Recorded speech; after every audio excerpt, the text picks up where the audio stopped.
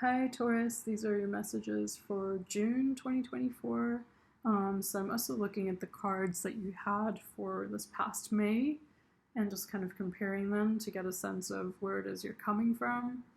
So just to begin the reading, I'm going to look at the oracle cards. Standing upright, strong and without question, no doubt in my being, I just am, wondrous and divine, no boundaries, flowing with all that is, I am, growth number 33, which would be a 6. It's also a master number, actually, 33.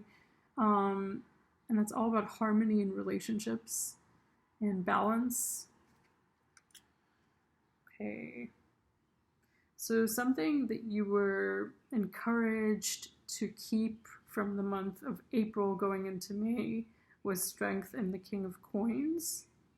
And I feel like that's a similar message here. You have the Hierophant, so you're being encouraged to keep this from this month, from May going into June. And this is the card of Taurus, actually. It's one of the cards of Taurus. The other one is the Empress, because it represents Venus, which is your ruling planet. And the Hierophant is a card of Taurus as well, and this is all about kind of following rules and regulations. I think it also has to do somehow with finance and economy. I don't know, I just see it that way because it's all about authority. So I feel like becoming your own boss or becoming your own authority or just kind of getting your finances in check and order in a way that it feels very much in control.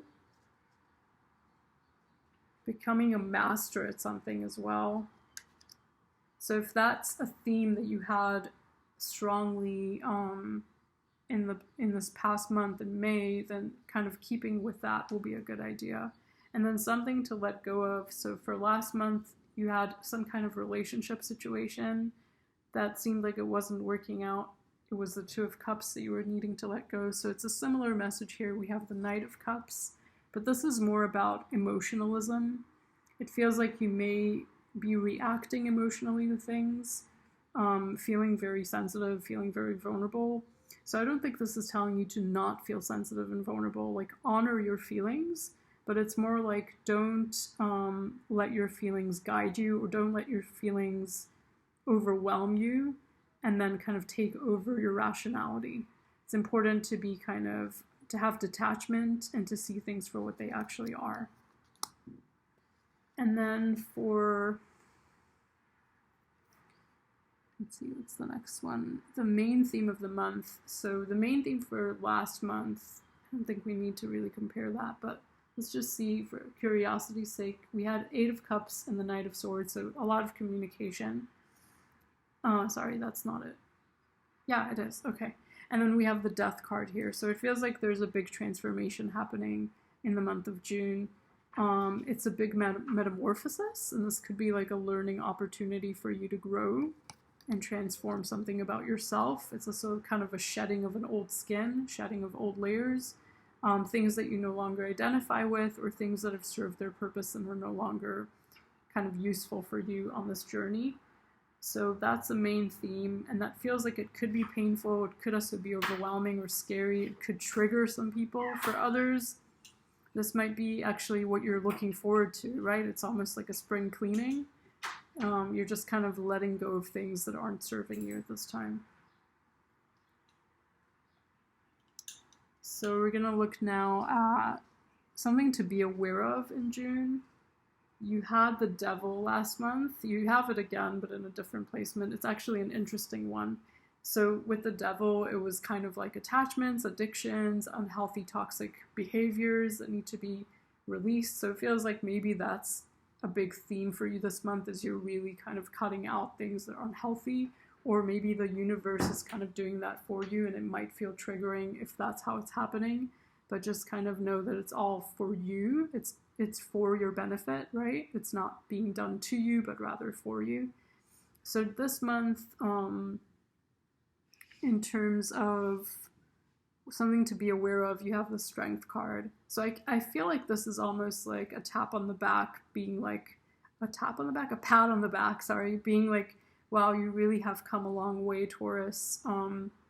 You're very strong, you're very resilient, you have persevered through a really difficult journey, and you're still here, and this is the desert. And I feel like this came up for you last month. I'm not sure, the strength card, but this is the desert. It's like you've survived with little to no nourishment, or little to no whatever it is that gets you through, right? Whatever it is your particular situation is, that's kind of feeling like it's lacking in some areas. And you've been strong, and you've persevered, and you've showed courage in the face of difficulty and adversity and challenge. And it feels like this is you coming through that energy.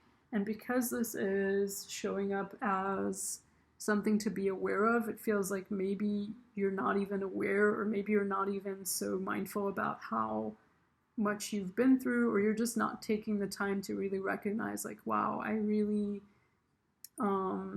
showed up for myself, or I really was strong and persevered through some very difficult things this year or this past month.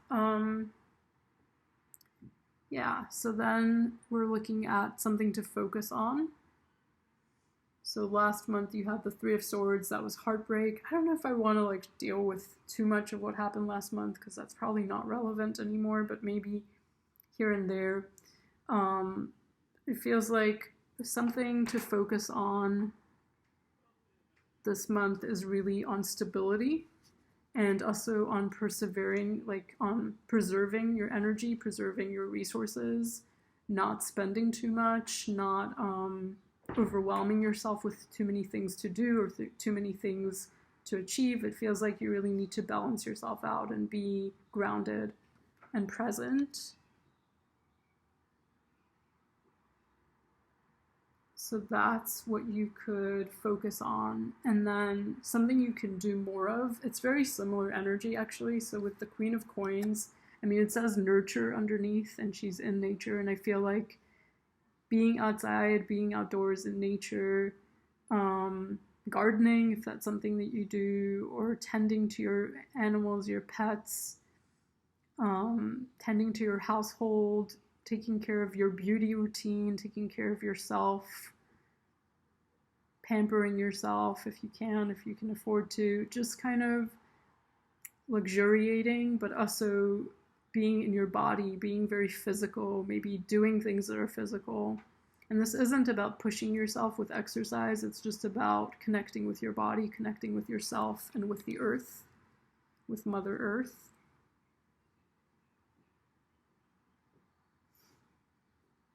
And then something to do less of. It's similar to this emotionalism that you're being called to let go of from the month of May. But this is kind of like feeling maybe like you need to be others' caretaker, or almost like an advisor to others who have like emotional stuff going on. It feels like you're needing to back off from that energy and be more connected with your body, and more practical, and more earthy and grounded the way that you are. And it is kind of going towards a more feminine energy and away from a masculine energy. So it feels like, I mean, if I think of masculine, I almost think of like a provider, right? And if I think of feminine, I think of like nurturing. But here it's almost flipped in a way, because the masculine is emotional and the feminine is very earthy. So it feels like in the feminine, and what the advice is with the feminine is to be grounded and connected to your body. And the advice to not do is to get too emotional or too concerned with other people's emotional problems. It's kind of like maybe withdraw from that energy, maybe distance yourself from any kind of emotional troubles that are happening. And I know that's I mean, it depends on the situation, right? Because there are situations where people really need help and you should be there for them. But maybe this is not so much people needing help, but it's more like people have a lot of emotions going on and you can't handle it right now. So it feels like you need to be more connected with your body and kind of step away from that, any kind of too overly emotional, overly stimulating, overly exciting energy. Interesting. So now we're just looking at opportunities and possibilities that may be showing up for you. You had the Four of Cups, the Magician, and the Page of Coins for the month of May. So it feels like with those energies, you were dealing with the ability to like create your own reality, the ability to see opportunities where you may have missed them in the past, the ability to ground yourself and start something new that might be very practical, like a job or something like that. So for this month, for the coming month of June, you have something coming back from the past. It might be an opportunity for reconciliation for some of you. I'm not sure if that applies to you. It's the Judgment card. The Eight of Wands, it's fast communication, fast developments. It may feel like it came out of nowhere.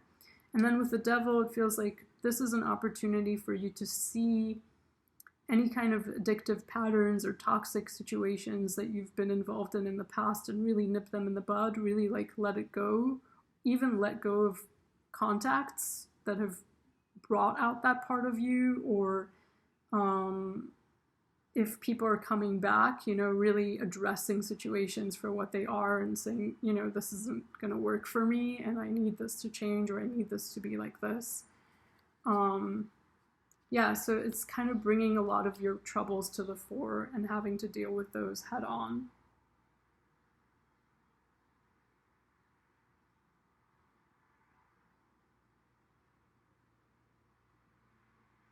Okay, so then for what's going to feed your soul in the month of June, you have the King of Cups for May, which is interesting because that's something you should not be doing in this month. But with the King of Cups, it feels like maybe it fed your soul to counsel others, to be there for them emotionally, to be loving, to open your heart.